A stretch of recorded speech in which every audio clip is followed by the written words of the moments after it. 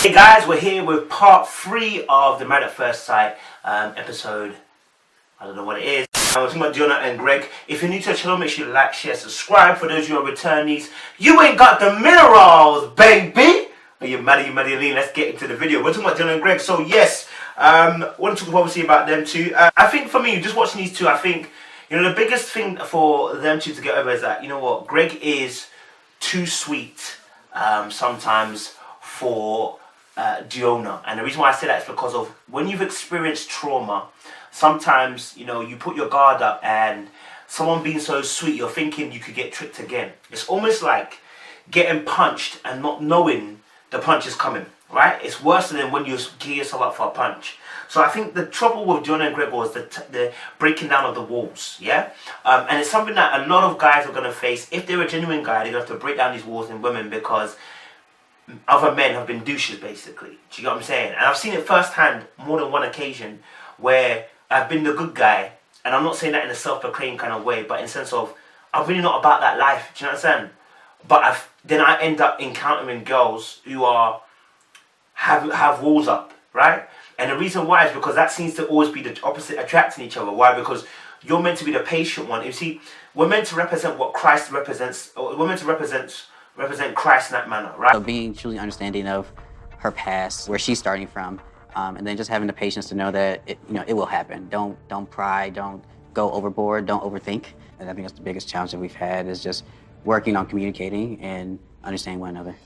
We are the woman that has put up many, many walls, not knowing what God to serve, not knowing how to submit, not knowing how to love God back. And what God does is acts as a man and says, I will love you first. What the Bible says, God loved us first, right? He loved us even while yet we were sinners, right? So even though we were doing the whoring and the j-bagging and the cheating and all that stuff as the bride of Christ, God was like, nah, cuzzy, this is my woman. I need to show her love in order to get her to respond in love, right? So he had a certain patience, and this is what Greg and Diona are showing us. There is a brokenness in that woman, but that woman is just like us to God. Get me? And so what he's had to do is break down those walls. Now, it's never easy, I'll be honest with you, because it takes patience, and it takes the hand of God sometimes to really get you to a place where you can actually be patient enough to break down those walls and actually pursue. Obviously, when they first came in, it was interesting because I looked at Greg's face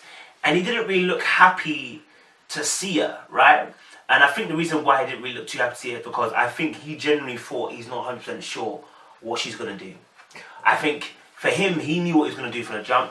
I think even though his boy spoke to him and obviously he said about he's not sure whether the growth will still happen. Trust me, he was always committed, right? He was always committed. But so was Diona as well, because earlier on in the week, she actually said, you know, back in the day, she always said, when you're having a cake, she said, oh, you know what, like, you know, we're having a cake now, but actually, I want to have the cake in a year's time. So already she has started implanting future reference. Now, if you watch my video on this, I talk about the fact that future reference is so important when it comes to relationship. If someone's future referencing, then it shows that there is a longevity of a mindset. They're thinking about the future, not just now. So when she said that, I knew that she was really committed. Plus those other things that she had said along the way that showed me that, yeah, my girl's down, yeah? So that was always interesting as well. So, he didn't really look too happy to see her. But then, it was interesting to watch her body language, right? Because when she's talking, she's not very expansive with her body language. So you'll see that she actually keeps her body quite rigid, and all that's moving is her palms, and there's a little bit of movement of the head. But her palms stay within each other's palm. I don't know if you noticed that. And when her palm stays in, it's like she doesn't want to be too expansive. And the reason why is because, again, it reflects her particular nature. It's reflecting her mindset, her thinking process. It reflects the fact that she's also not trying to be too emotional. She reflects the fact that she's not too expressive. And so what happens is the keeping of the posture in and the hands tied together is all about making sure that, okay, I keep composure here. I keep myself together here. And I keep myself as one to make a sensible decision.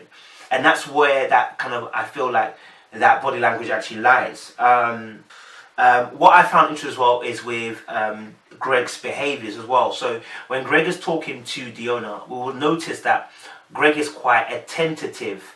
And these are often traits of a good listener. These are also traits of somebody who has quality time and conversations as or words of affirmation as their love language, because what happens is they tend to show active listening skills. And so what you see with Greg is that he's tuning into her when she's talking. He tunes in, he turns his body, he focuses on her, and then kind of every time she's talking, he's nodding the head. And Keith does the exact same thing too. When Keith was talking to Iris, he did the exact same too. So it's quite interesting to see that with Greg, he was just nodding as she was talking, that showing that I'm listening to you, I'm hearing you, and he said and that is a filler that lets the other person know I'm listening to you. Yeah, I'm with you, I'm working with you, and I'm hearing what you're saying. So that was quite good as well. That shows again Greg's kind of love language and style and the way that he operates as well. And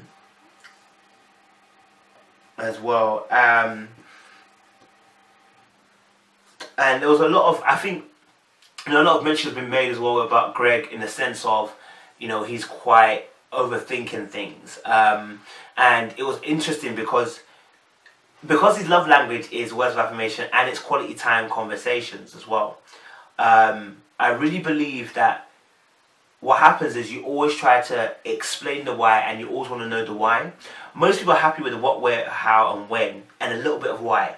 But when you're those love languages that Greg is, there's always a need to explain yourself. There's always a need to explain your thought process. There's always a need to explain how you got here. And we'll be vulnerable, and then be able to share her feelings and provide that emotional growth that not only that I desire, but I think what's needed in. It's a bit like that math question where you kind of do, how did you get to 100? And you've got to show them you're working out. That's exactly what's going through Greg's mind. Like, a simple question is, Greg, do you love this girl? Yeah, I love her. And do you know what it is? How I knew I loved her. Like, he's adding information that he never asked for. How I knew I loved her was when I actually saw her and, something clicked for me. I wasn't sure what it was, but something clicked for me. And then I had to think to myself, have I ever had this feeling before? And so what happens is he's explaining the thought process of how he got to the end. This is a very important skill, because what actually happens is you can be very analytical in breaking down how you got to a certain point. Actually, it also means that you can often, if you tune in your mind, how do people get to where they get to? Which is what I have. Which is what naturally is given to me. That's what as a love language, that's what it is. So what I tend to do is try to listen, see where they're going, and say, how do they get to here? Breaking down the thought process. And so for Greg, I think that's what's going through his mind at the time, because he spent a lot of time explaining his decision and thought. He spent like a minute or two, and that's something that she has to activate within the marriage. I'll tell you this now. One of the things that is very disheartening and it very quickly gets you to become mute is when people don't activate that particular trait of you. So the trait that you're able to analyze and speak things out and ask and say the why is very important. If she doesn't have conversation with her consistently, he's going to find himself turned off. Because that's a huge part of him being able to explain how he got to where he got to.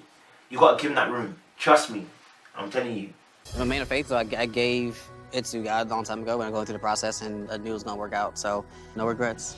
It's the fact that obviously, again, reiterated that, they gave it to God. They gave it to God, and they knew it would work because they'd given it to God. Do you know what I'm saying? And Greg said that he knew it would work because he'd given it to God. And that, again, is a perfect example of when you're able to trust somebody. God is amazing, because when you allow God to work in your life, it just means that you can be able to relax and not have to feel stress, because you're allowing someone else to take the heat and the flak. If this don't work, God, I don't know what I'm going to do, but I'm going to have to rely on you. You know what I'm saying? Again, takes the load off, takes stress off. Do you get me? So that was John and Greg. And what was interesting was when Jamie came in, sat down, and the first thing that Elizabeth did when she came in, smiled, and she touched his shoulder.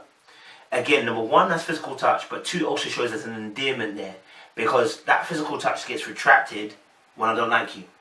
You understand? That physical touch comes out when I like you. So when she touched him, it was a show sign of, okay, there's an endearment there. There's still that love there. There's still that care and warmth for you. So she touched his shoulder, right? And that was quite interesting to see that. And like I said, they did this in the last episodes as well, when they're having a dinner. They were all holding hands and everything like that. So they were quite hands-on, right? So they're both quite physical touch kind of people. Definitely, I've seen that from Jamie a lot, and now you see it a lot more of Elizabeth as well. You know, and they're both physical touch, and I think that is probably why they love the hugs, they love the physical contact, they love the little staying in the bed. That's why he loves the sex. That's why she loves the cuddles, because for her, that they interpret physical love in two different ways, and that's the interesting part, right? And my kind of question was thinking was, how many times can you rebound and keep the chemistry? And I think the reason why I'm saying that is because, you know what, like when I was 18, this is the kind of relationship I envisaged. It's like we argue a lot, but we make up a lot, we have sex a lot, we communicate a fair bit, and we actually enjoy it when we fight and come back together again. And it's like, that's when I was 18. And it's almost like these two are almost like they're 18 again, in a sense of how they're learning about one another. And it takes a very, very, very, very intense, conscious decision making to actually put yourself in a place where you're going to actually learn about each other and say, hey, this is her trigger point, I probably shouldn't press it. Oh, hey, this is his trigger point, probably shouldn't press it. How to be better in a relationship and be better versions of herself.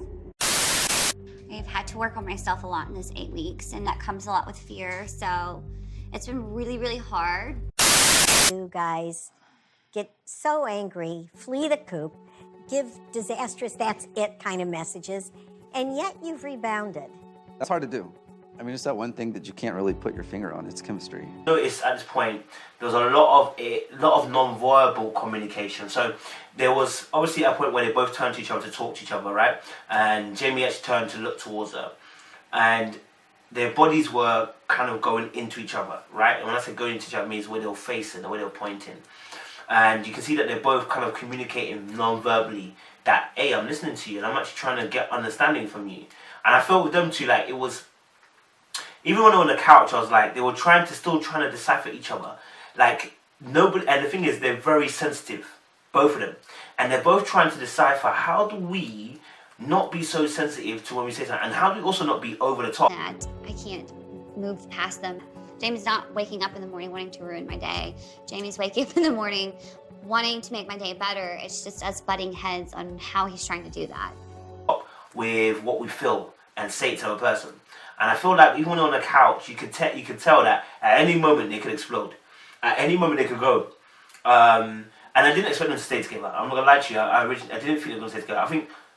I thought that maybe, you know, Jamie might just give it up a little bit. But, you know, he's made some admissions about how much he cares for her, and you know what, he doesn't know why he likes her, but he just keeps caring. Like, do you know what I mean? Like, he can't imagine his life without her. And that lets me know that this guy has put this girl in a certain position. When he can't see his life without her, he's already engrafted this girl into the relationship, into his mind. And I feel like both of them want to feel loved, and both of them also want to feel cherished, and both of them want to feel like the other person appreciates them more. You know what I'm saying? Like, I've got a deficiency, I want you to make you feel like you love me more, and the other person feels like, I want you to love me more. It's like, you know what I mean? Like, I want to be loved the most, in a sense. I want to be cherished the most. And the reason why is because, like, there are missing pieces within each person's life. There are missing things that haven't happened to them. And so there's a craving and a yearning for attention, which is kind of mad. I think he gave the game away as well about what decision he was going to make. Because there was a little smirk on his face when she said what she said about Jamie. So that made me think, I said, this guy really knows what he's going to do. You know, his eyes were kind of like brightening up. His eyes were brightening up and shimmering. And I was like, this guy's going to choose to stay. And rightly so, because like I said, if they can make it work, there is a good foundation, there's a good amount of care and passion and love there. It just needs to be nurtured. Their passions are quite aggressive, they need to nurture it. That's all it takes. And then obviously as well, at the end as well, I think it was interesting that Greg showed his surprise for them being together. You see his face kind of just changed over, like, you know what, he wasn't sure they were going to make it, but somehow they made it. And I think the truthful nature is that most people probably wouldn't have thought they would have made it, because they were in so many different arguments. As much as they were passionate, loving, they were in so many different arguments. Can they make it through? And do you know what? Probably thought, nah. Like, do you know what I mean? Nah, probably not. But it seemed to make it through. So, yeah, guys, that was part 4. 3 of our review, or part 4 of our review, with Donna and Greg and Matt. And Elizabeth and Jamie. Let us know your views down below, what you thought and what you thought about the situation. Was it correct? Was your predictions correct? Do you think that the people who chose to stay would stay and who those left would leave? I don't think it was a very difficult choice. It was only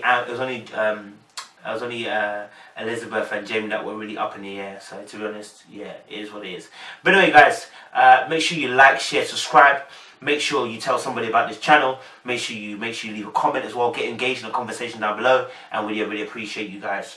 Hey, watch out for part 2, which is going to be talking about the latest episode, the reunions. You know what I mean? Appreciate you guys.